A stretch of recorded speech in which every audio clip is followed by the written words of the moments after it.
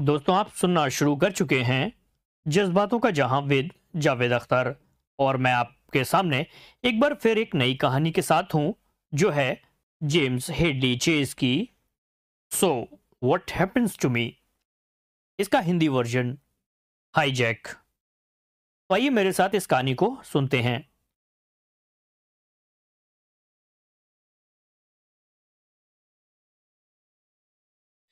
इसके थोड़ी देर बाद जोरदार धमाका हुआ। मैं उड़कर फ्लाइट केबिन की दीवार से टकराया। इसके साथ ही मेरी आंखों के आगे अंधेरा छा गया। और आइए इसके आगे की कहानी सुनते हैं।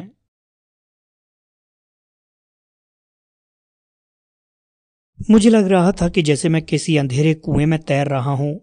फिर मुझे यूं लगा जैसे मैं अंधेरे में डूबता जा रहा हूं। मेरे चेहरे पर निरंतर पानी की फुहार सी पड़ रही थी। आहिस्ता आहिस्ता मैं होश में आया तो मुझे पता चला कि पानी की वो फौहार असल में बारिश के कतरे थे, जो लगातार मेरे चेहरे पर गिर रहे थे। होश में आओ, होश में आओ, सब कुछ ठीक है, तुम जख्मी नहीं हो, कोई मुझसे लगातार कहे जा रहा था। और ये वो आवाज थी जिसे मैं दुनिया के किसी भी कोने में और किसी भी हाल में पहचान सकता था। मैंने आंखें खोली। सुबह की रोशनी पेड़ों की चोटियों में से छन छन कर नीचे आ रही थी। बारिश भी लगातार जारी थी। मैं बड़ी मुश्किल से उठकर बैठा तो मुझे अंदाजा हुआ कि मेरा सिर जख्मी है और मेरे कंधों में भी तेज दर्द है। जैक, मैंने फिर वही आवाज सुनी। ठहरो ठहरो, मुझे संभलने दो। मैंने हाथ की पिछली तरफ से आंखें साफ की ताकि इर्द गिर्द अच्छी तरह देख सकूं। फिर मेरी निगाह मिसेज वर्नी पर पड़ी, जो मेरे नज़दीक खड़ी थी और भीगी हुई मालूम हो रही थी। भीगी बिल्ली। उसके कपड़े भीगे हुए थे और सिर के बाल गीले होकर उसके कंधों, गर्दन और गालों पर चिपके हुए थे। मुझे उसकी वो आन वान शान याद आ गई, लेकिन इस वक्त वो हरगिज विक्टोरिया वर्नी नहीं लग रही थी। मैंने चारों तरफ देखा। मैं कीचड़ में बैठा हुआ था। मेरे इर्द गिर्द पेड़ों की टूटी हुई शाखाएं और पत्ते बिखरे हुए थे। बारिश अब भी हो रही थी, लेकिन वातावरण में इतनी भयंकर गर्मी थी कि जैसे हम तंदूर में बैठे हुए हों। उठो, उसने कहा। मैंने उसकी तरफ देखा। तुम ठीक हो ना? हाँ, और तुम भी ठीक ही लगते हो। ये सब हुआ कैसे? मैं एक पेड़ से टेक लगाकर खड़ा हुआ। कर्नल को दिल का दौरा पड़ गया था। वो जहाज को संभाल न सका। मैंने इर्द गिर्द बिखरे जहाज के टुकड़ों को देखकर सोचा कि ये हमारी खुशकिस्मती ही थी कि हम बच गए। जहाज के पंख अलग हो गए थे, पूंछ का हिस्सा भी तबाह हो गया था, अलबत्ता आगे का कुछ हिस्सा सलामत था। बहुत खतरनाक क्रैश था। मैंने झुरझुरी लेकर कहा। हाँ, मैंने तुम्हें खींचकर बाहर निकाला। मुझे डर था कि जहाज कहीं आग ना पकड़ ले। वो बोली। बहुत खूब, तुम तो बहुत बहादुर औरत हो। मैंने उसकी तरफ देखा। अपने इस भीगी बिल्ली जैसे हुलिये के बावजूद उसके हुस्न में कशिश बाकी थी। उसने गुस्से से मेरी तरफ देखा और बोली, बताओ अब क्या करना है? मैं कर्नल और हेनरी को देखता हूं। मैंने जहाज के तबाह हो चुके ढांचे की ओर देखते हुए कहा, जहन्नुम में जाएं वो दोनों। तुम अपनी फिक्र करो कि हमें क्या करना है। मैंने उसकी तरफ ध्यान नहीं दिया और टूटे हुए जहाज की तरफ बढ़ता चला गया। मैंने फ्लाइट केबिन का दरवाज़ा खोला तो मुझे कर्नल उसी तरह अपनी सीट से आगे को ढलका नजर आया। वो यकीनन मरा पड़ा था। फिर मैं दूसरी तरफ आया जहां हेनरी गिरा हुआ था। मैंने देखा हेनरी के सिर के निकट खून का छोटा सा तालाब बना हुआ था। मैं कुछ देर खड़ा हैरानी से ये देखता रहा, क्योंकि मैंने जब उसे छोड़ा था तो उसकी सांस चल रही थी। तुमने इसको कत्ल कर दिया है? मुझे मिसेज वर्नी की आवाज सुनाई दी। अगर मैंने इसे कत्ल किया भी है तो इसकी वजह तुम हो। तुम्हारे यहाँ आने से पहले हम अच्छे दोस्त थे। मैंने उसकी तरफ देखा और हम कुछ देर एक दूसरे की तरफ घूरते रहे। फिर वो मुझे परे हटाते हुए आगे बढ़ी और उसने वर्नी के लग्जरी स्वीट का दरवाज़ा खोलने की कोशिश की, मगर दरवाज़ा जाम था। खोलो इस दरवाजे को, उसने हुक्म दिया। मैं यहीं रहूंगी जब तक कि कोई मदद न पहुंच जाए। बेवकूफ़ औरत, हमने ये जहाज बेच दिया है और इसके बदले मिलने वाली रकम हमारे अकाउंट में जमा हो चुकी है। वो लोग जब यहाँ आएंगे और जहाज को इस हालत में देखेंगे तो उनका क्या हाल होगा?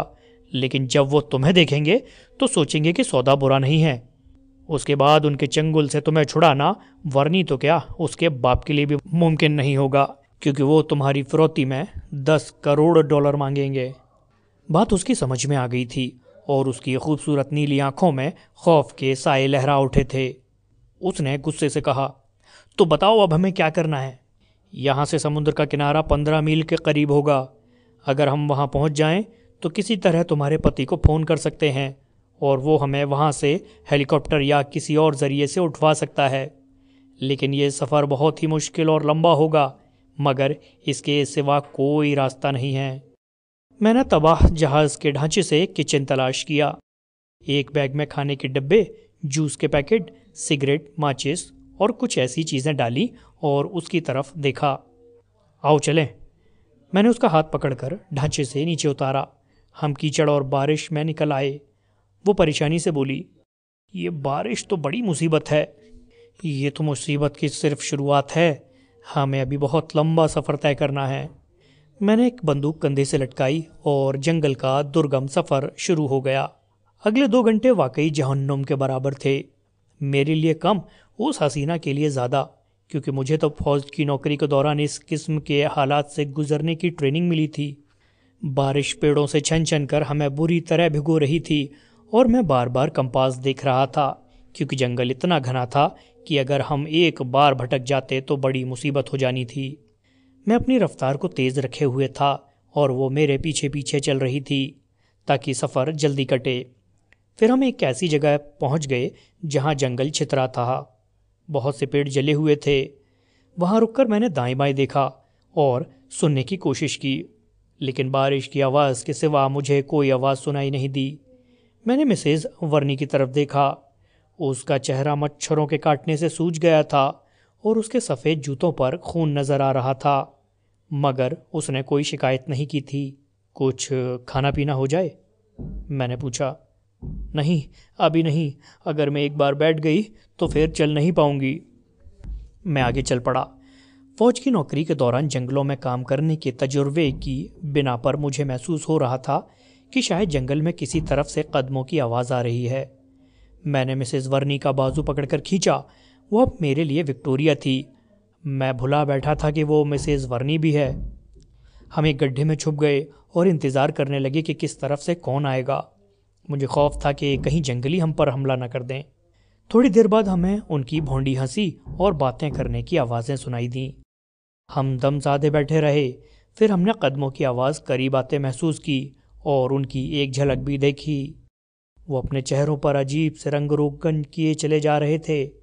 उनके कंधों पर कुल्हाड़ियाँ थीं जिनके फल चमक रहे थे। मेरा ख्याल है कि इधर नज़दीक ही कहीं जंगलियों की बस्ती है और हमें उससे बचकर निकलना चाहिए। मैंने कंपास को गौर से देखते हुए कहा। काफ़ी सोचने के बाद मैंने रास्ता चुन लिया और एक बार फिर हम उन मुश्किल और दुश्वार रास्तों पर चल पड़े। बारिश रुक गई तो सूरज ने अपना तपता हुआ चेहरा बादलों से बाहर निकाला और उसकी गर्म किरणें तीरों की तरह हमारे वजूद में उतरने लगी। बारिश के बाद हम पसीने से तरबतर हो गए। मच्छरों ने हम पर हमला कर दिया। हमारे चेहरे और बाजू सूज गए। मैंने विक्टोरिया की तरफ देखा। वो सूजे हुए चेहरे के साथ बिल्कुल पहचानी नहीं जा रही थी। आप क्यों रुक गए हो? वो कड़वे लहजे में बोली। अब हमें आराम करना होगा, मैंने जवाब दिया। उसने भीगी आंखों से मेरी तरफ देखा, फिर वहीं घुटनों के बल कीचड़ में बैठ गई और अपने कीचड़ सने हाथों से चेहरा छुपाकर सिसकियां लेने लगी। मैंने अपने कंधों में बंदूक और बैग उतारा और उसे तसल्ली देने के लिए उसके कंधों के इर्द गिर्द अपने बाजू लपेट दिए। वो एक मासूम बच्चे की तरह मेरे साथ लग गई। कितनी ही देर तक हम यूं ही बैठे रहे। फिर उसने मुझे धकेला और ऑर्डर दिया, कुछ खाने के लिए है हमारे पास तो निकालो। मैंने खाने का डिब्बा खोला और हमने प्लास्टिक के चम्मचों के साथ खाना खाया। अचानक वो पूछने लगी, क्या तुम यहाँ से निकलने में कामयाब हो जाओगे? कोशिश तो यही है, मैंने जवाब दिया। तुम घबरा नहीं रहे कि हम जब वापस जाएंगे तो तुम फंस भी सकते हो? मैंने यूं ही सिर झटक कर कहा, नहीं, अभी मैंने इस बारे में कुछ नहीं सोचा। मेरा ख्याल है कि मैं वर्नी से कहूँगी कि जहाज़ समुद्र में क्रैश हो गया, हम दोनों जिंदा बच गए थे और तुम मुझे बचा लाए हो, तो मुझे विश्वास है कि वो मेरी बात पर यकीन कर लेगा। तुम्हारे खातिर बहुत कुछ करने को तैयार हो जाएगा वो, उसने कहा। मैं कुछ देर तक उसकी तरफ देख रहा था। तुम मेरे लिए ये झूठ क्यों बोलोगी? शायद इसलिए कि इस घटना से पहले मैं तुम्हें सबसे अच्छा दोस्त समझती थी, और मैं सोच रहा था कि अगर वाकई विक्टोरिया मेरी खातिर ये झूठ बोल सकती है तो मुझे फिर से वर्नी इंटरप्राइजेज में नौकरी मिल सकती है, बजाय इसके कि प्लेन हाईजैक करने के जुर्म में मुझे जेल काटनी पड़ेगी। मैंने उसे यकीन दिलाते हुए कहा, हम हर हाल में यहाँ से निकल जाएंगे। और मुझे रुक जाना पड़ा। एक हेलीकॉप्टर की आवाज़ मुझे अपनी तरफ बढ़ती हुई सुनाई दी। मैंने उसका हाथ दबाकर कहा, हिलना मत, हमें देखना होगा कि ये लोग कौन हैं और ये क्या चाहते हैं। उसकी खूबसूरत आंखों में खौफ झलका, लेकिन वो खामोश बैठी रही। मैं पेड़ों के पत्तों में से हेलीकॉप्टर को देखने लगा जो हमारे सिरों पर मंडरा रहा था। हेलीकॉप्टर के ऊपर लिखे शब्दों से मुझे अंदाज़ा हो गया कि हेलीकॉप्टर उस गैंग का है जिसके हाथों हमने जहाज़ का सौदा किया था। शायद वो मेरी तलाश में ही थे, क्योंकि टूटे हुए जहाज़ में वो कर्नल ओल्सन और हेनरी की लाशें देख चुके होंगे। मैं परेशान हो गया कि उन्होंने हमें तलाश कर लिया तो अपनी रकम वापस मांगेंगे और विक्टोरिया के बदले भी वर्नी से फिरौती मांगेंगे। मेरा ख्याल है कि हमें चलना चाहिए, क्योंकि उन लोगों ने मेरी तलाश शुरू कर दी है। मैंने विक्टोरिया की गलाई पकड़कर उसे खड़ा किया। उठो, चलें। ओ खुदा! वो लड़खड़ाकर मेरे ऊपर आन गिरी, फिर संभल गई। वो कुछ कदम आहिस्ता आहिस्ता चली, फिर मेरी तरफ देखकर होंठ चबाते हुए बोली, ठीक है, मैं चल लूँगी। मैंने बंदूक कंधे पर लटकाई, दूसरी तरफ बैग लटकाया और धीरे धीरे चलने लगा ताकि वो मेरा साथ दे सके। वो लंगड़ाती हुई चलने लगी। हम करीब 1 घंटे तक लगातार चलते रहे। जंगल का घनापन छटने लगा था। मैंने एक जगह रुकते हुए कहा, मेरा ख्याल है हमें थोड़ा इंतज़ार करना चाहिए, मंजिल करीब ही है। वो घुटनों के बल ज़मीन पर गिर सी पड़ी और दोनों हाथों में सिर थाम लिया। मैं अभी बैठा सांसें दुरुस्त कर रहा था कि मैंने एक ट्रक की आवाज़ सुनी। मैं एक पेड़ के तने की ओर से देखने लगा। एक ट्रक ऊंचे नीचे रास्तों पर उछलता कूदता चला आ रहा है। मेरे अंदर खुशी की लहर दौड़ गई। मेरा अंदाज़ा ठीक था, सड़क करीब ही थी। मैंने अपना कंपास निकाला और रास्ते का अंदाज़ा करने की कोशिश करने लगा। मेरा ख्याल था कि अगर हमें लिफ्ट मिल जाए तो हमारा काम बन सकता था। कंपास बता रहा था कि समुद्र करीब ही है। मेरी जान में जान आई। मैं खुशी से पलटा ताकि विक्टोरिया को खबर सुनाऊं कि हमारा तकलीफ दे सफ़र ख़त्म होने वाला था। मैं वहां आया जहां मैंने विक्टोरिया को छोड़ा था। वहां मेरा बैग मौजूद था, लेकिन विक्टोरिया नहीं थी। मेरे पैरों तले से ज़मीन निकल गई। तेज़ गर्मी में मच्छरों के गोलों से घिरा मैं सोच रहा था, विक्टोरिया कहाँ जा सकती है। जब मेरे होश व हवास कुछ ठीक हुए तो मुझे जंगल के पिछले अनुभव याद आए, जब हमें बताया जाता था कि जंगल के एक एक पत्ते, एक एक शाख और एक एक फूल पर कुछ कहानियाँ लिखी होती हैं। सिर्फ उन्हें गौर से देखने की ज़रूरत होती है। मैंने भी गौर से देखना शुरू किया। वहाँ विक्टोरिया घुटनों के बल गिरी थी। उसका निशान कीचड़ पर मौजूद था। फिर मैंने एक बड़े पाँव का निशान भी देखा। फिर 2 निशान और नज़र आए। नरम कीचड़ पर पैरों के निशान साफ नज़र आ रहे थे, जो जंगल की तरफ जा रहे थे। मैं कदमों के वो निशान देखता हुआ आगे बढ़ने लगा। मेरा अंदाज़ा था कि वो 2 आदमी हैं, और यकीनन उनमें से एक ने विक्टोरिया को उठा रखा था, क्योंकि उनके पैरों के निशान ज़्यादा गहरे थे। 10 मिनट तक मैं उन कदमों के निशान के पीछे चलता रहा। फिर मुझे उनकी आवाज़ें सुनाई देने लगी। मैंने अपनी रफ्तार तेज़ की। मुझे इस बात की परवाह नहीं थी कि वो मेरी आहट पा लेंगे। मैं तो जल्द ही विक्टोरिया को उस चंगुल से छुड़ाना चाहता था। मेरे पास बंदूक थी, इसलिए मुझे उनकी तरफ से ज़्यादा खतरा नहीं था। मैंने दौड़ना शुरू कर दिया। जल्द ही वो मुझे नज़र आ गए। उनमें से एक ने यूं विक्टोरिया को कंधे पर डाल रखा था जैसे वो कोई सामान की बोरी हो। दूसरा उसके पीछे भागा जा रहा था। उन्होंने मेरे दौड़ने की आवाज़ सुनी तो पीछे वाला आदमी पलटा। उसने मुझे देखकर दांत निकाले और गुस्से से न जाने क्या क्या कहता हुआ कुल्हाड़ी का पल चमकाता हुआ मेरी तरफ लपका। तभी मेरी गन ने शोला उगला जो सीधा उसके नंगे बदन में जा घुसा। वो लड़खड़ाता और गले से अजीब अजीब सी आवाज़ें निकालता हुआ वहीं ढेर हो गया। दूसरे जंगली ने विक्टोरिया को ज़मीन पर पटका और शायद अपना चाकू तलाश करता हुआ मेरी तरफ बढ़ा। मैंने एक और फायर उस पर भी कर दिया। तेज़ धमाका फिर हुआ।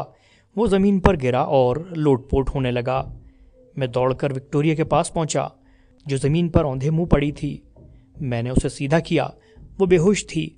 मैंने बिजली की सी तेज़ी से उसे कंधे पर डाला और कीचड़ भरी ज़मीन पर दौड़ने लगा। मैं जल्द से जल्द इस जगह से दूर निकल जाना चाहता था, ताकि जंगलियों के साथी मुझे ना देख सकें। यहाँ तक कि मैं सड़क के नज़दीक पहुँच गया। मेरी सांस बुरी तरह फूल गई थी और सख्त मानसिक और जिस्मानी थकावट महसूस हो रही थी। मैंने धीरे से विक्टोरिया को ज़मीन पर लिटा दिया और ख़ुद उसके पास बैठकर सांसें दुरुस्त करने की कोशिश करने लगा। उसने आहिस्ता आहिस्ता आंखें खोली। क्या हुआ था? कुछ नहीं, मैंने कहा। सब ठीक है। उसने फिर अपनी आंखें बंद कर ली और गाफिल हो गई। उसी तरह सड़क के करीब बैठे मुझे आधा घंटा हो गया था, लेकिन कोई गाड़ी उधर से नहीं गुजरी। मेरी परेशानी बढ़ने लगी। यहाँ रात गुजारना बहुत मुश्किल था, जबकि हर पल ये खतरा था कि जंगली हमारे पीछे आ धमकेंगे। मैं निराश सा हो चला कि मुझे एक ट्रक की आवाज़ सुनाई दी। मैं दौड़कर सड़क के बीच में पहुंचा। ट्रक अब नज़र भी आने लगा था। मैंने पागलों की तरह दोनों हाथ लहराने शुरू कर दिए। ड्राइवर ने एक नज़र मुझ पर डाली और अचानक रफ्तार इतनी बढ़ा दी कि अगर मैं उछलकर एक तरफ न हट जाता तो वो यकीनन मुझे कुचल कर गुजर जाता। ट्रक धूल की चादर उड़ाता हुआ दूर निकल गया और मैं बकता झकता फिर विक्टोरिया के पास जा पहुंचा। अचानक मुझे ख्याल आया। मैं उठकर जंगल में गया और कई बार मैं बहुत सी मोटी मोटी टूटी शाखाएं लाकर इस तरह सड़क पर डाल दी कि आधी से ज़्यादा सड़क रुक गई। बाकी रास्ता इतना नहीं बचा था कि कोई गाड़ी वहाँ से गुजर जाए। मैं हाथ झाड़ता हुआ वापस आया, जहाँ मैंने विक्टोरिया को लिटाया था। विक्टोरिया होश में आ चुकी थी और बैठी हुई थी। उसका चेहरा अभी भी पूरी तरह होशो हवास में नहीं था। तुम ठीक हो ना? मैंने उस पर झुककर पूछा। हाँ, पहले से बेहतर हूँ, उसने कहा, जिससे अंदाज़ा हुआ कि आपसे पहले जो कुछ गुजरा था उसे बिल्कुल याद नहीं था। मैंने भी उसे बताना मुनासिब नहीं समझा। तुम कहाँ थे? उसने पूछा। मैं रोड ब्लॉक करने गया था। अब जो भी गाड़ी जाएगी उसे रुकना ही पड़ेगा। वो हंस पड़ी। बड़ा मज़ा आएगा जब वो हम दोनों को एकदम से जंगल से निकलते हुए देखेंगे। मुझे उसकी हिम्मत पर हैरत हुई। उसने उठने की कोशिश की, लेकिन मैंने उसे बैठे रहने का इशारा किया। मैं गौर से सुनने लगा। दूर से किसी ट्रक की आवाज़ आ रही थी। मैंने उसका बाजू पकड़कर उसके कदमों पर खड़ा कर दिया। शायद कोई ट्रक आ रहा है, तो मेरे पीछे आ जाओ। अब ट्रक नज़र आने लगा था, जो बहुत तेज़ रफ्तार से आ रहा था। जब ड्राइवर को सड़क पर रुकावट नज़र आई तो उसने ज़ोर से ब्रेक लगाए और चरमराहट की तेज़ आवाज़ के साथ वो पेड़ की शाखाओं के पास आकर रुक गया। तेल और ग्रीस से दागदार कपड़ों में ड्राइवर छलांग लगाकर नीचे उतरा और शाखाओं को घसीटकर वहाँ से परे हटाने की कोशिश की। मैं आगे बढ़कर उससे बात करना ही चाहता था कि विक्टोरिया ने मुझे रोक दिया। ठहरो, इससे मैं बात करती हूँ, उसने कहा और आगे बढ़कर बड़ी धारा प्रवाह स्पेनी भाषा में ड्राइवर से बात करने लगी। मैं पेड़ की ओर से देखता रहा। ड्राइवर भी हैरत से उसे देख रहा था। फिर उसने सिर हिलाया और उसके चेहरे पर मुस्कुराहट आई। फिर उसने मुझे बताया कि वो अपने घर जा रहा है, जहाँ फ़ोन भी है। करीब 1 घंटे बाद हम ड्राइवर के घर पहुँचे। विक्टोरिया ने उसे बातों से लुभा लिया था। वो हमारे साथ बहुत अच्छी तरह पेश आ रहा था। उसकी बीवी भी एक खुश मिजाज औरत थी। उसने मेरे साथ मिलकर विक्टोरिया को ट्रक से उतारने में मदद की, क्योंकि उसके नाजुक पांव जंगल के सफ़र ने ज़ख्मी कर दिए थे और उससे चलना मुहाल हो गया था। उसके आरामदायक घर में हमने नहा धोकर अपना हुलिया दुरुस्त किया। विक्टोरिया ने शायद आते ही वर्नी को फ़ोन कर दिया था। 3 घंटे बाद उनकी कंपनी का हेलीकॉप्टर हमें वापस ले जा रहा था और मैं सोच रहा था कि अब न जाने मेरे भविष्य में क्या लिखा हुआ है। ये खबर सब जगह फैल गई थी। जब हम हेलीकॉप्टर से उतरे तो पत्रकार, टीवी के कैमरामैन हमारी राह देख रहे थे, लेकिन हम दोनों ने कोई भी बयान देने से इनकार कर दिया। वो लोग विक्टोरिया को फ़ौरन एम्बुलेंस में डालकर अस्पताल ले गए और मैं रॉबर्ट के साथ वहीं रुक गया। रॉबर्ट ने अपने व्हेल मछली जैसे दांत निकालते हुए कहा, मेरा ख्याल है तुम्हें आराम की ज़रूरत है, लेकिन इससे पहले हमारे कुछ सवालों के जवाब दे दो तो बेहतर है। मैंने अपनी कमीज की आस्तीन ऊपर चढ़ाकर कीड़ों के काटने के निशान दिखाते हुए कहा, फिलहाल तो मुझे आराम की जरूरत है, सवाल जवाब बाद में होते रहेंगे। उसने यूं मेरी तरफ देखा जैसे किसी शार्क के मुंह से उसका शिकार छीन लिया जाए। फिर उसने फ़ोन किया और मुझे फौरन ही वर्नी फाउंडेशन के अस्पताल पहुंचा दिया गया। अस्पताल में मेरा वीआईपी की तरह इलाज किया गया। मुझे मिसेज वर्नी की ताकत का अंदाज़ा हुआ और तसल्ली भी हुई कि उसकी मेहरबानी मुझे मुसीबतों से बचा लेगी। कुछ दिन अस्पताल में रहकर मैं बिल्कुल तंदुरुस्त हो गया और वर्नी इंटरप्राइजेस के लोग मेरा घेराव करने के लिए तैयार हो गए। लेकिन मैं भी इतने दिनों में उनके सवालों का जवाब देने के लिए खुद को तैयार कर चुका था। अलबत्ता ये बात परेशानी वाली थी कि इंश्योरेंस कंपनियां जहाज़ के अवशेषों की तलाश में थीं ताकि क्रैश की वजह मालूम की जा सके। मैंने और मिसेस वर्नी ने बयान दिया था कि जहाज़ समुद्र में गर्क हो गया है। अगर उन्हें जंगल में जहाज़ का टूटा फूटा ढांचा और कर्नल उनसल और हेनरी की लाशें मिल जाती तो मैं मुश्किल में पड़ सकता था। मैं गौर कर रहा था कि समस्या को कैसे हल किया जाए। अपनी तफ्तीश पूरी करके उन्होंने वर्नी को रिपोर्ट पेश कर दी जिसमें मुझे निर्दोष बताया गया। अगले ही दिन वर्नी ने मुझे तलब किया। मैंने वर्नी को कभी नहीं देखा था और जो कुछ मैंने उसके बारे में विक्टोरिया की बातों से जाना था बस उतना ही मुझे मालूम था। मैंने उसे देखा तो मेरी समझ में आ गया कि विक्टोरिया इधर उधर सहारे क्यों तलाश करती फिरती है। मैं महोगनी का दरवाज़ा खोलकर एक बड़े बिजनेस एम्पायर के ऑफिस में दाखिल हुआ। वो शानदार मेज़ के पीछे बैठा हुआ बड़ा अजीब सा लग रहा था। गंजे सिर वाला दुबला पतला आदमी जो मोटे फ्रेम वाली ऐनक लगाए हुए था। फ्रेम इतना मोटा था कि उसकी चिड़ियों की चोंच जैसी नाक उसके पीछे बिल्कुल छिप गई थी। बैठो, उसने एक कुर्सी की तरफ इशारा किया। मेरे जज्बात कुछ अजीब से हो रहे थे। मैं कभी उसके अजीब से हुलिये को देखता और कभी मेरे जहन में विक्टोरिया का हसीन और जवान बदन घूम जाता तो मैं इस बेजोड़ संयोग पर हैरान हो जाता। मैं बैठ गया तो वो बोला, मिसेस बर्नी ने मुझे तुम्हारे बारे में बताया है। ऐसा लगता है कि तुमने उसकी जान बचाई है।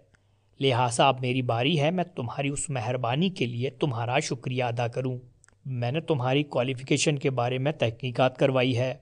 तुम्हारा रिकॉर्ड बहुत अच्छा है। क्या तुम यहाँ मेरा एयरफील्ड संभाल सकते हो?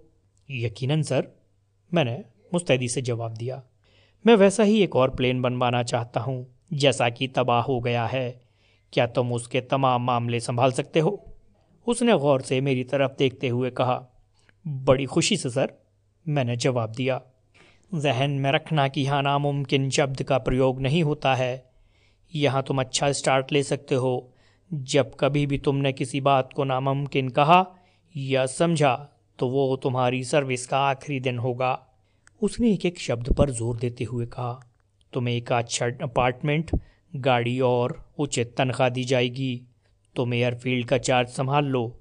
तुम एक हफ्ता आराम करो और उसके बाद काम शुरू कर दो। उसने हाथ से इशारा किया। मैं फौरन उठा और उसका शुक्रिया अदा करके बाहर आ गया। मेरा मूड बहुत अच्छा था। मेरा दिल गुनगुनाने को कर रहा था। मैं परेशानियों के जंगल से निकलकर खुशियों के बाग में आ गया था। मिस्टर वर्नी की सेक्रेटरी ने मुझसे ज़रूरी कागजात पर सिग्नेचर करवाए। उसने पूछा, क्या तुमने मिस्टर वर्नी को दिवालिया होने से बचाया है जो तुम पर वो इतने मेहरबान हैं? नहीं, मैंने मिसेस वर्नी को बचाया है, मैंने मुस्कुराकर कहा। फिर तो वाकई तुमने बहुत बड़ा कारनामा अंजाम दिया है, उसने कहा और थोड़ी देर में उसने मुझे अपार्टमेंट और कार की चाबियां थमा दी। मैं कार में बैठा और अपने अपार्टमेंट की तरफ रवाना हुआ। रास्ते में फूलों की एक दुकान दिखाई दी तो मैंने लंबी टहनियों वाली 36 गुलाब के फूल खरीदे और अपनी तरफ से मिसेस वर्नी को भिजवा दिए। मैं चाहता था कि वो भी मेरे जज्बातों से परिचित हो। मैं खुशी खुशी अपने लग्जरी अपार्टमेंट में आया और सबसे पहले पापा को फ़ोन किया। मुझे यकीन था कि पापा ने प्लेन क्रैश की खबर सुन ली होगी और उनके लिए एक एक सांस लेना मुश्किल हो गया होगा। मेरी आवाज़ पहचानकर पापा की खुशी का ठिकाना न रहा। उनकी आवाज़ में एक साथ आंसुओं और खुशी की झलक थी। मुझे बहुत अच्छा लगा। कोई तो इस दुनिया में था जिसके दिल में मेरी अहमियत थी। अगली सुबह मैं करीब 10 बजे उठा। रूम सर्विस वालों ने बेहतरीन नाश्ता दिया और नाश्ता करते हुए मैं सोचने लगा कि अब ज़िंदगी को खूबसूरत मोड़ मिला है। मुझे हमेशा से अच्छी ज़िंदगी गुजारने की ख्वाहिश थी, जो अब कहीं जाकर पूरी हुई थी। मैं खिड़की के पास खड़े होकर चमकते समुद्र को देखते हुए सोच रहा था कि आज का दिन मैं कैसे गुजारूं। तभी फ़ोन की घंटी बजी। मैंने रिसीवर उठाया। दूसरी तरफ वो आवाज़ थी जिसे मैं कभी नहीं भूल सकता था। जैक, फूलों के लिए शुक्रिया, उसने कहा। फूल फूलों के लिए शुक्रिया अदा नहीं करते। मैंने मुस्कुराकर उसे छेड़ा। तुम अपनी ये मीठी मीठी शरारती बातें ज़रा यहाँ आकर करो। वर्नी 3 दिन के लिए बाहर जा रहा है। तुम आज शाम 6 बजे मुझे वहीं मिलो जहाँ पहले मिला करते थे, याद है ना? कहकर उसने रिसीवर रख दिया। मेरे हाथ कांपने लगे। मैंने बेदिली से रिसीवर रख दिया। इस बात ने मुझे परेशान कर दिया था। बिना शक विक्टोरिया का हुस्न और शबाब दिल को अपनी तरफ खींचता था, लेकिन दिमाग मुझे दिल की इन बेमानियों में हिस्सा न लेने की नसीहत कर रहा था। पहले की बात और थी। मैं यहाँ बाकायदा नौकरी पर नहीं था और ना ही मैंने अपने भविष्य को संवारने की तरफ गंभीरता से ध्यान दिया था। लेकिन अब मेरे लिए एक सुनहरा करियर था जो मेरे भविष्य को सुनहरा बना सकता था। मैंने सोचा इस हालत में विक्टोरिया वर्नी से दोस्ती निभाना बहुत मुश्किल था। इस बात की खबर किसी वक्त मिस्टर वर्नी को हो सकती थी और मैं तबाह और बर्बाद हो सकता था। लेकिन विक्टोरिया के हुक्म की तामील भी नहीं करता, तब भी मेरी तबाही में कोई कसर नहीं बची थी। मैं बुरी तरह फंस गया था और उससे निकलने का कोई रास्ता नहीं सूझ रहा था। मैं बहुत देर तक सोचता रहा, परेशान होता रहा, लेकिन रास्ता नज़र नहीं आया। आखिर मुझे विक्टोरिया के कॉटेज की तरफ रवाना होना ही पड़ा। उसका नौकर साम जैसे मेरी राह देख रहा था। उसने मुझसे मेरा बैग ले लिया और मुस्कुराकर मुझे अंदर जाने का इशारा किया। मैं कांप गया। मुझे लगा इस शख्स के मुंह से निकली हुई एक ही बात मेरे भविष्य में अंधेरा कर सकती है, लेकिन इस वक्त कुछ सोचने का मौका नहीं था। मैं दरवाज़ा खोलकर अंदर गया तो वो अप्सरा मेरे इंतज़ार में ही थी। हेलो, उसने मुझे देखते ही कहा। हेलो, मैंने जवाब दिया और उसके मनमोहक चेहरे की तरफ देखा। उसके चेहरे पर अब भी मच्छरों के काटने के कुछ दाग थे। के बावजूद उसके दिलरुबा हुस्न की चकाचौंध निराली थी। वो सुर्ख कॉटन की सादा सी ड्रेस में भी क़यामत ढा रही थी। फ्यूचर के बारे में मेरी तमाम आशंकाओं के बावजूद मैं उसके हुस्न और जमाल के सामने अपने होशो हवा संभाल नहीं पा रहा था। उसने एक कुर्सी की तरफ इशारा किया। मैं बेसुध सा जाकर उस पर बैठ गया। उसने मुस्कुराकर मेरी तरफ देखा। मेरी जान बचाने के लिए शुक्रिया, तुम वाकई एक बहादुर इंसान हो। मैं मुस्कुराकर रह गया। वो मज़े लेते हुए बोली, जानते हो वर्नी ने क्या कहा? वो हंस पड़ी। उसे मेरे उस जहाज़ पर सवार होने में और खबरों का केंद्र बनने पर बहुत गुस्सा था। मैंने इससे पहले उसे कभी इतने गुस्से में नहीं देखा। उसने उस चीफ इंजीनियर को तो खड़े खड़े ही नौकरी से निकाल दिया जिसने मुझे जहाज़ में जाने की इजाज़त दी थी। और मुझे, वो फिर हंसी, अगर मैं ज़ख्मी ना होती तो वो मेरी अच्छी खासी ठुकाई कर देता। ठुकाई? मैंने हैरत से कहा। मैं उम्मीद भी नहीं कर सकता था कि उस जैसे हुस्न की मूरत को कोई शख्स मार भी सकता है। तो और क्या, कभी कभी वो इस तरीके की हरकतें कर गुजरता है। वो हंसते हुए बोली, और तुम ये सब बर्दाश्त कर लेती हो? इसमें हर्जी क्या है? अगर वो इसी तरह खुश होता है तो होने दो। वो लापरवाही से बोली। कई बार तो मैं भी ऐसी बातों का बड़ा मज़ा लेती हूँ। वो यूं ही मज़ेदार बातें करती रही और मैं हंसता रहा। मेरे पास कहने के लिए कुछ नहीं था। मेरा दिमाग अभी एक और जगह अटका हुआ था जो आखिरकार मेरी ज़बान पर आ ही गया। विक्टोरिया, अब इस तरह हमारा मिलना ख़तरनाक नहीं होगा? उसकी हंसती आंखों में रोशनी की चमक थी। इसकी फिक्र मुझे होनी चाहिए, तुम्हें नहीं। उसके बदलते हुए मूड को देखकर मैं घबरा गया। ये सब कुछ तो मुझे उसकी बदौलत ही मिला था। अगर मैं उसे नाराज़ कर देता तो उसमें इतनी ताकत थी कि ये सब कुछ मुझसे छीना भी जा सकता था। मैंने बात बदलते हुए कहा, ये मैंने तुम्हारी वजह से ही तो सोचा। अब मैं यहाँ का बाकायदा नौकर हूँ। हो सकता है तुम्हारे पति ने मेरी गतिविधियों पर नज़र रखने के लिए किसी को तैनात कर रखा हो। कोई ऐसी बात नहीं होगी, वो सख्ती से बोली। और तुम ये चूहों की तरह कूदना छोड़ो, यहाँ मेरे पास आकर बैठो। हम कोई अच्छी सी फिल्म देखते हैं। मुझे पहले से ही अंदाज़ा था कि उसकी हुक्म कि नाफरमानी करना कितना ख़तरनाक हो सकता है। मैंने उसके फरमान पर फ़ौरन अमल किया और अपनी जगह से उठकर उसके करीब सोफे पर बैठ गया। उसकी लुभावनी महक मुझ तक आई। उसका जादू भरा चेहरा मेरे चेहरे के करीब आया और उसके नाज़ो अदा ने मुझे सब कुछ भुला दिया। मैं बड़े ठोस अंदाज से खुद से कह रहा था कि अगर मुझे इस दिलफरेब हसीना का साथ हासिल था तो फिर मुझे किसी चीज़ की भी परवाह नहीं थी। 3 रंगीन दिन और 3 हसीन रातें गुजारने के बाद मैं वापस आया तो तरोताज़ा था। अब मुझे यकीन आ गया था कि किस्मत मुझ पर पूरी तरह मेहरबान हो चुकी है। जहाज़ के पूरे मामले मैंने तय कर लिए थे। मुझे उस रकम की रत्ती भर भी परवाह नहीं थी जो हमने जहाज़ बेचकर हासिल की थी। मुझे नफ़रत हो गई थी उस दौलत से जिसके बदले में कर्नल और हेनरी ने अपनी जानें गंवा दी थी। अभी काम पर जाने में 2 दिन बाकी थे। मैंने अपनी मर्ज़ी से दिन गुजारना था और फ्यूचर की योजनाएं बनानी थी। मैं सोच ही रहा था कि मेरे फ्लैट की घंटी बजी। मैंने बग़ैर पूछे उठकर दरवाज़ा खोल दिया। मैं समझ रहा था कि शायद बैरा बर्तन उठाने आया, लेकिन जैसे ही मेरी निगाह उससे मिली मेरे पाँव के तले की ज़मीन निकल गई। ठंडे पसीने की एक धार सी मेरे रीढ़ की हड्डी पर बह निकली। दहलीज पर मेरे सामने बिल्कुल पॉम खड़ी थी।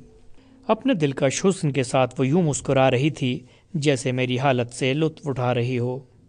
हेलो जैक, इतने हैरान हो गए कि मुझे अंदर आने को भी नहीं कह रहे। मैं दरवाजे से हट गया। वो एक शेरनी की चाल चलती हुई कमरे में आई और अपने पीछे दरवाज़ा बंद कर दिया। मैं परेशान नज़रों से उसको देख रहा था। जब से हम लोग टेस्ट फ्लाइट पर गए थे मैं पॉम को बिल्कुल भूल गया था। बाकी तमाम मामले भी मैंने तय कर लिए थे, मगर मुझे ये याद ही नहीं रहा कि एक और हस्ती जिसे मामले की पूरी तफसील मालूम है अभी मौजूद ही है और उसका नाम पॉम है। वो बड़े इत्मीनान के साथ एक कुर्सी पर बैठ गई और मुस्कुरा कर बोली, बहुत खुश हूँ जैक कि तुमने बहुत ही बड़ा लंबा हाथ मारा है और खूब मज़े में हो। मुझे तुम्हारे बारे में सब खबरें मिलती रहती हैं। मैं भी एक कुर्सी पर बैठ गया। अब मैं इस शदीद अंदेशे से बाहर निकल आया था और मेरे दिमाग ने काम करना शुरू कर दिया था। अपनी अपनी किस्मत है पॉम, मैंने इत्मीनान से कहा, लेकिन मुझे कर्नल के बारे में अब तक अफसोस है। मुझे नहीं मालूम था कि उसका दिल इतना कमज़ोर है। अब उसकी बातें ना करो, वो मर चुका है, पॉम नफ़रत से बोली। हमें जिंदों के बारे में बात करनी है तो करो। मैंने मन की आशंकाओं और तमाम संदेहों अंदेशों को दबाते हुए कहा, उस तमाम प्लानिंग में जो मेरा हिस्सा था वो कहाँ है? उसने सिगरेट की राख ज़मीन पर झाड़ी, फिर बोली, कर्नल ने मुझे होटल में इंतज़ार करने के लिए कहा था। उनका किराया इतना ज़्यादा है कि उनका बिल अदा करने के लिए भी मेरे पास रकम नहीं। सो मैंने सोचा कि तुमसे अपने हिस्से की रकम ले आऊं, क्योंकि बहुत जल्दी मैं और जॉनी शादी करने वाले हैं और नया घर लेने के लिए हमें पैसों की तो ज़रूरत पड़ेगी ना। लेकिन मेरे पास तो कोई रकम वकम नहीं है, मैंने कहा। कर्नल और हेनरी की मौत ने मेरा मन ऐसा उखाड़ दिया था कि मैंने वो रकम उन लोगों को लौटा दी जिनसे कि हमने ली थी। वैसे भी उनके मुंह तो बंद करने थे ना, मैंने उसको समझाना चाहा। अच्छा, उसके सुर्ख रसीले होंठों पर एक धूर्त किस्म की मुस्कुराहट आई। उसने अपने बैग से एक लिफाफा निकाला और उसे मेरी गोद में उछालते हुए कहा, लो ज़रा ये तो देखो। मैं पहले ही किसी ऐसी बात की अपेक्षा कर रहा था, इसलिए मैंने लिफाफा खोला और उन तस्वीरों को देखने लगा जो उनमें मौजूद थीं। उसमें करीब 4 तस्वीरें जहाज़ के टूटे फूटे ढांचे की थी जो जंगल में पड़ा था। तस्वीरों में जहाज़ का नाम और नंबर साफ लिखा नज़र आ रहा था। 5वीं तस्वीर ने हकीकत में मुझे कंपा कर रख दिया। वो हेनरी की लाश थी जिसका सिर अपने ही खून से तालाब में डूबा हुआ था। मैं भी कुछ बोल भी नहीं पाया कि पॉम बोल उठी, ये आखिरी तस्वीर देखी है तुमने? सवाल ये है कि क्रैश के वक्त हेनरी फ्लाइट के केबिन के बाहर क्या कर रहा था? मैंने अपनी घबराहट छुपाने के लिए सिगरेट सुलगाया और अपने लहजे को भरपूर नर्म बनाते हुए कहा, और इसके अलावा और क्या है? ये काफ़ी नहीं है क्या? पॉम ने भौएं उचकाईं। ज़्यादा चालाक बनने की कोशिश मत करो, तुम खुद भी इस साजिश में शामिल थीं। ऐसी ही बात है तो तुम साबित करके दिखाओ। पॉम ने चैलेंज किया। मैं जानता था कि मैं इसे साबित नहीं कर सकता, इसलिए मैंने सीधी बात करने की ठानी। तो बोलो कितना चाहिए? वही जो मेरा हिस्सा बनता है, $1 करोड़। तुम होश में तो हो पॉम? मैं भला इतनी बड़ी रकम कहाँ से लाऊंगा? मैंने तल्खी से कहा। अपनी माशूका विक्टोरिया से लाओगे, और किससे? उसने बड़ी लापरवाही से कहा।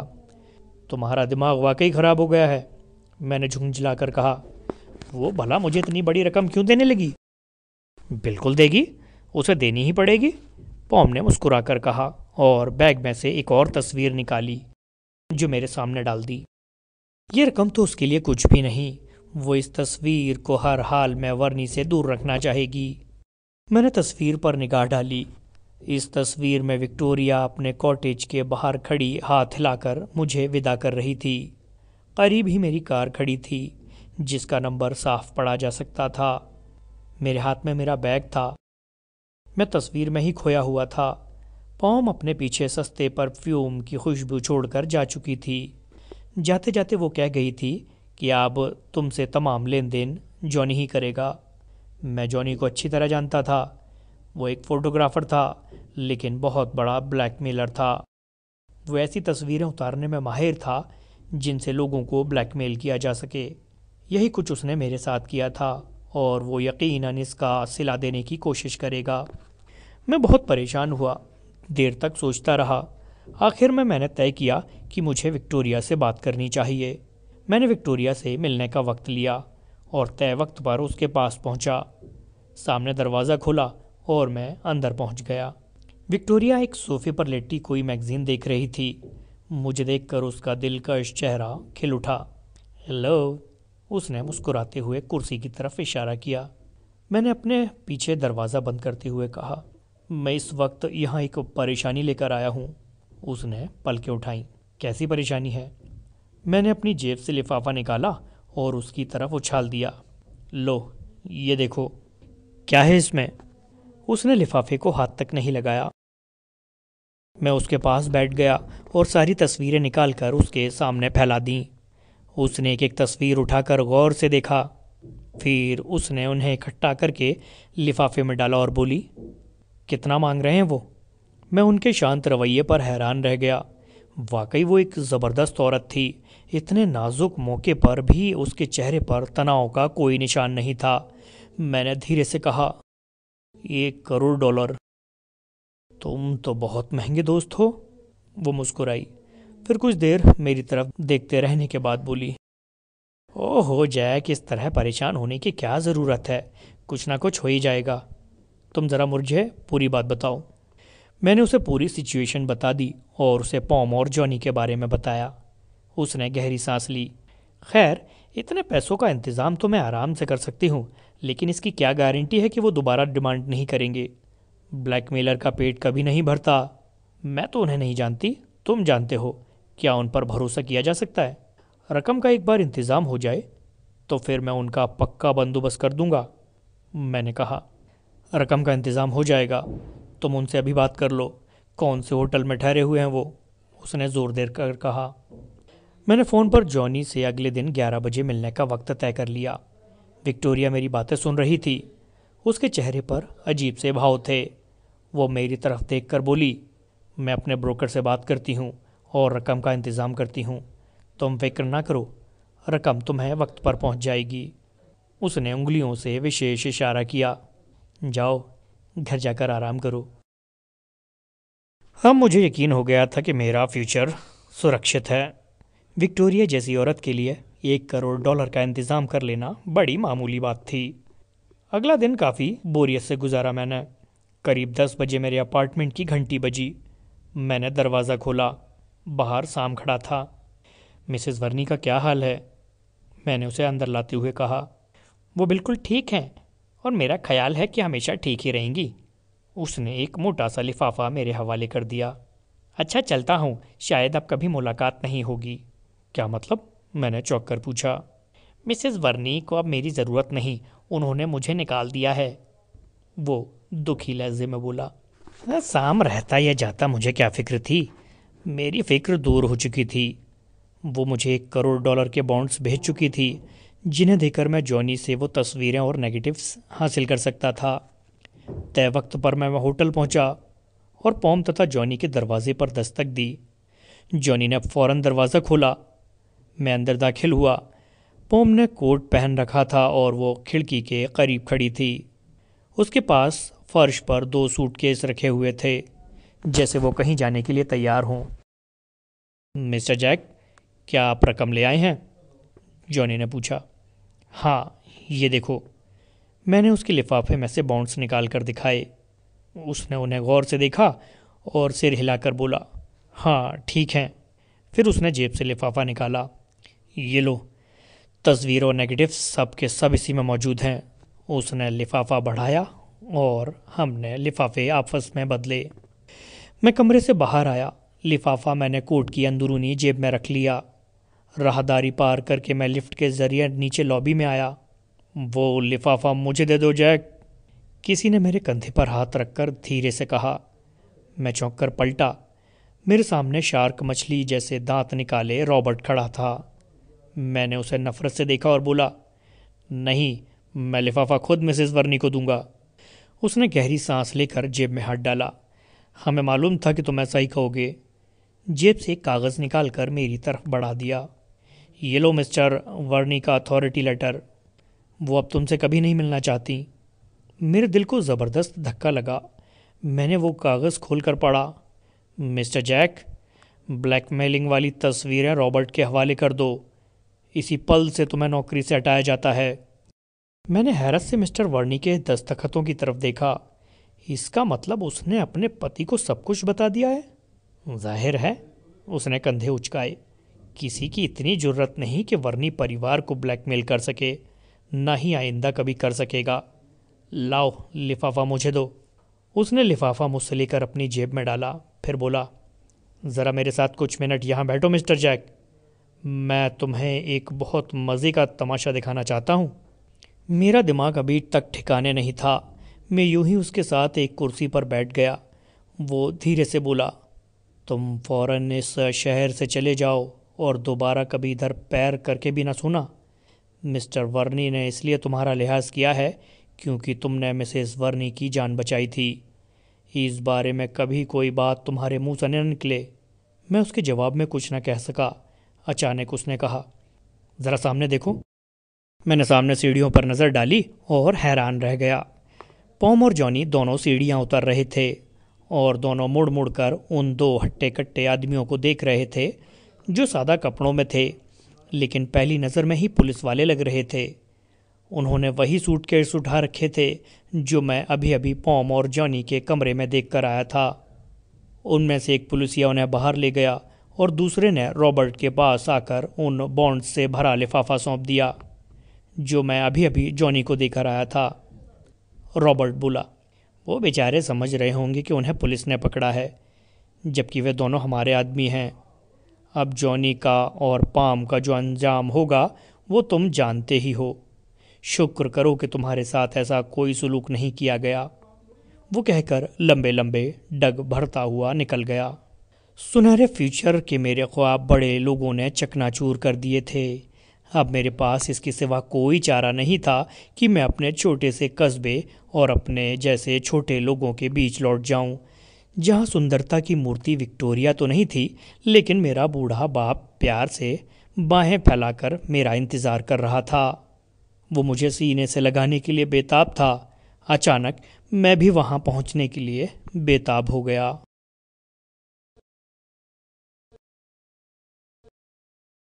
तो ये थी आज की कहानी। आपको ये कहानी कैसी लगी कमेंट में ज़रूर बताइए और चैनल को सब्सक्राइब करना मत भूलिए, क्योंकि आने वाले समय में आपको ऐसी ही कहानी मिलने वाली हैं। तो मिलते हैं अगली कहानी में। तब तक के लिए दीजिए इजाज़त और